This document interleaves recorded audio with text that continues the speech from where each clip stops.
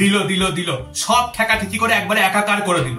কতবার বলেছি যে বাজার থেকে আসার পর ওই ব্যাগটা ফ্রিজের পাশে রাখবে না, ওইখানে জায়গা করে দিয়েছি ওখানে রাখবে না, সে প্রত্যেকবার বাজার থেকে আসার পরে ব্যাগটাকে ফ্রিজের পাশে গুজে রেখে দেবে।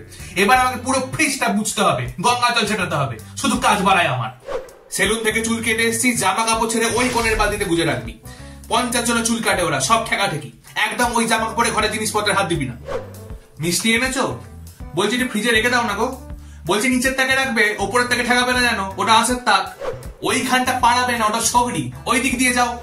ভাত খাচ্ছিস, ওই বাঁ হাতটা দিয়ে জলের গ্লাসটাকে ধরলি, আবার ওই হাতে রিমোটটা ধরলি, তার মানে ওটাও তো সগড়ি হয়ে গেল নাকি? এবার সবকিছু আমাকে মুছতে হবে। আর তারপরে যখন কোনো জিনিসপত্র খারাপ হবে তখন বাপ ছেলে মিলে আমাকে বলবি যে তুমি মুছেছো বলে জল ঢুকে গেছে।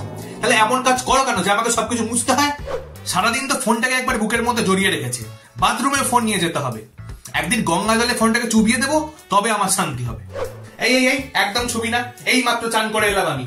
নিজেদের সব চান নেই, কিছু নেই, সারাদিন খাচ্ছে, ঘুমাচ্ছে আর হাঁটছে। একদম দূরে থাকা আমার থেকে।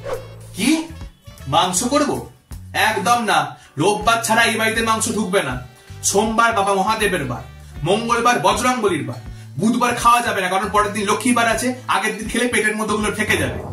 বৃহস্পতিবার লক্ষ্মীবার, শুক্রবার সন্তোষী মায়ের বার, শনিবার বড় বাবার বার, আর রোববারটা দাও সূর্যের বার। কিন্তু একটা দিন তোদের জন্য না হয় মেনে নিলাম, কিন্তু এবার যদি বাড়াবাড়ি করিস না ওই দিনটাও মানবো না।